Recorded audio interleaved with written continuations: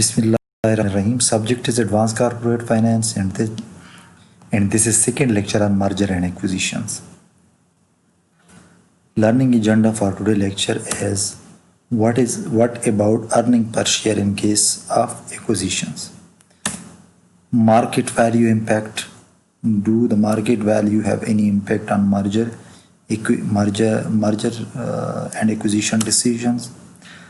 What are empirical available that are provided by research on merger and acquisition? So these are basically empirical evidence that are derived from research on merger and acquisition.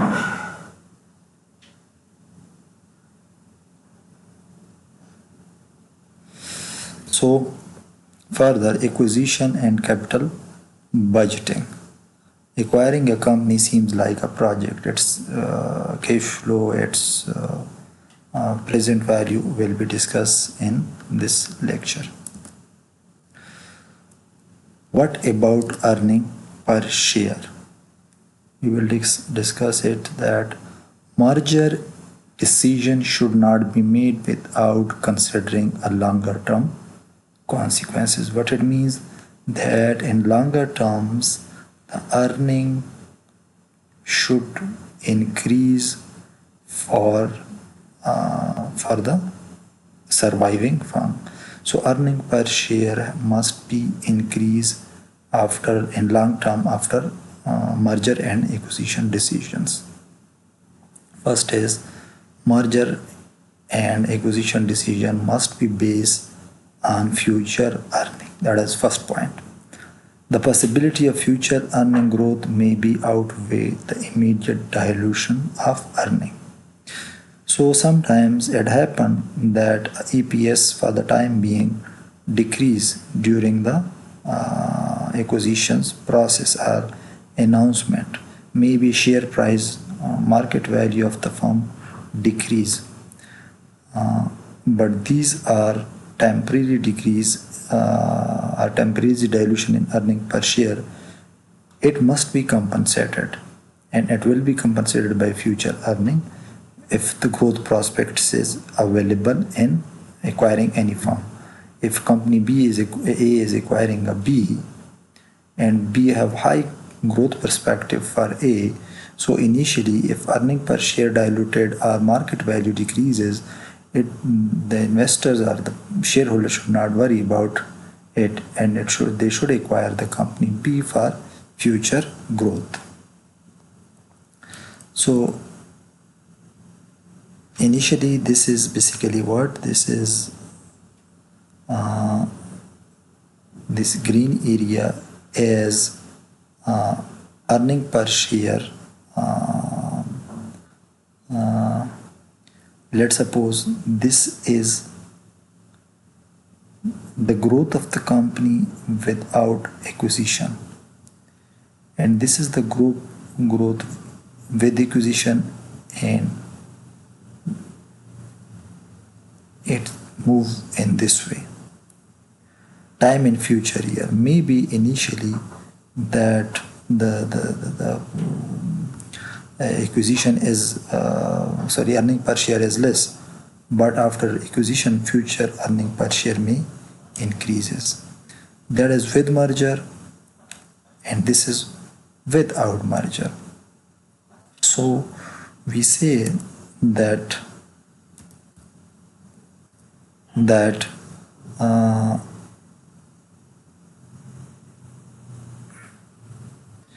this initial area is basically which is this one is basically earning per share is less with merger, but the green area earning per share is greater with merger. So future prospects of the merger and acquisitions should be very clear and should be bright in order to gain high earning per share for the investors.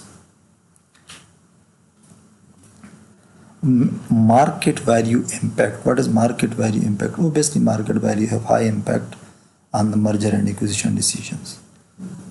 First, market ratio of exchange ratio of exchange of market price. How it will be calculated? Market price per share of acquiring company. What? Which one is acquiring company? The company who are buying another company. Let's suppose A is a company who buy B. This is acquirer or acquiring company, and this is acquired or target company. So we will use acquirer and target. Market price per share of the acquirer company multiplied by number of shares offered by acquirer company for each of the share of the target company.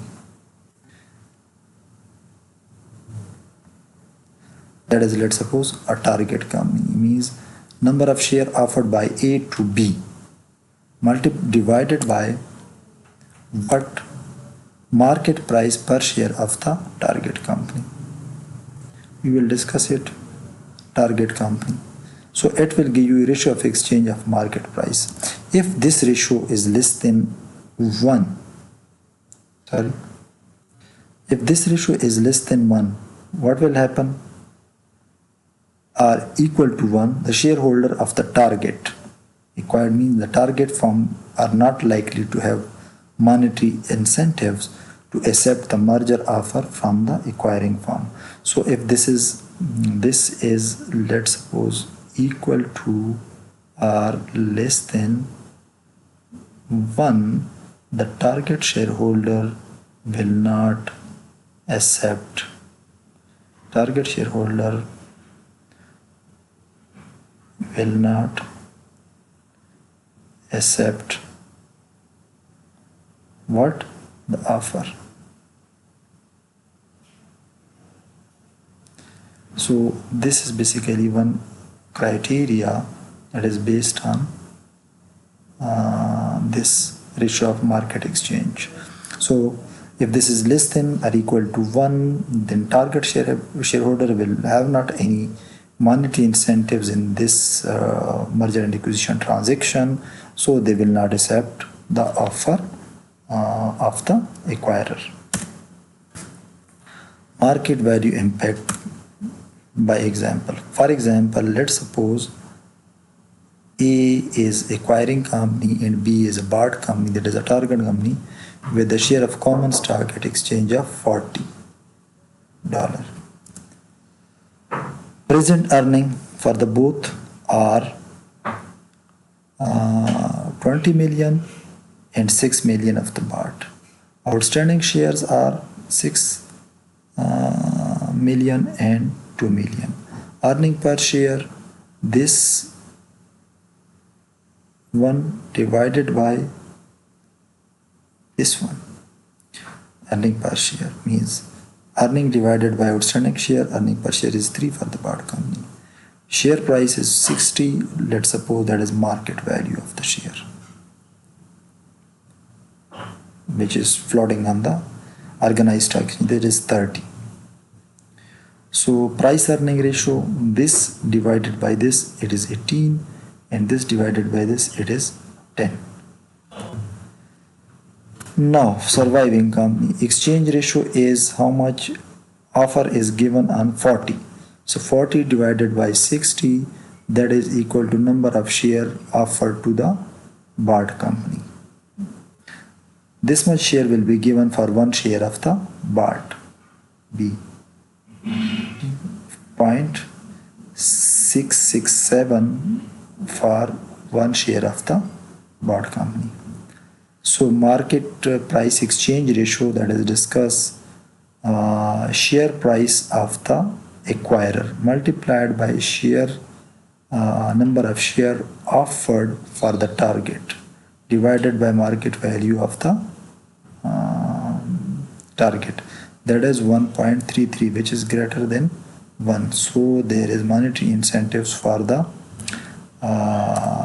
acquirer. Now for the target shareholders, so they will accept the offer. Now total earning will be how much? Total earning of the company of the both outstanding share is 6 multiplied by, let's suppose 6 million multiplied by 0.66, again 7, that will give you a new share. It will be added in 6 million, that is the new shareholding of the acquirer company. Earning per share is 3.55, price earning ratio is 18, market price is 63.9, that is new shares. Market impact value,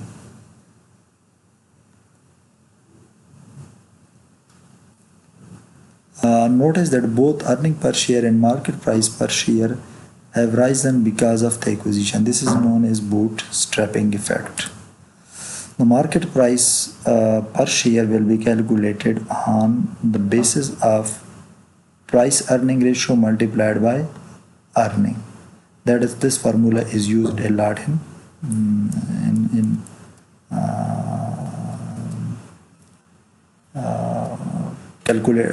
solving the numerical questions of the exercise. Therefore, increase in the market price per share is a function of an expected increase in earning per share and P/E ratio. That is, market price is this. The apparent increase in market price is driven by assumption that P/E ratio will not change, it will remain same, and that each dollar earnings from the acquired firm will be priced at the same as acquiring from before the acquisition. That is, P/E ratio is basically what? That is 18.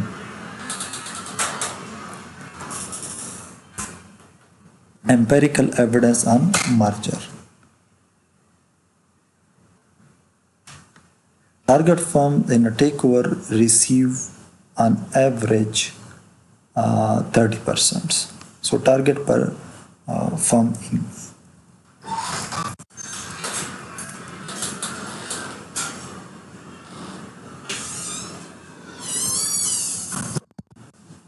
these are basically target firm companies whose shares gain is increased after the announcement date.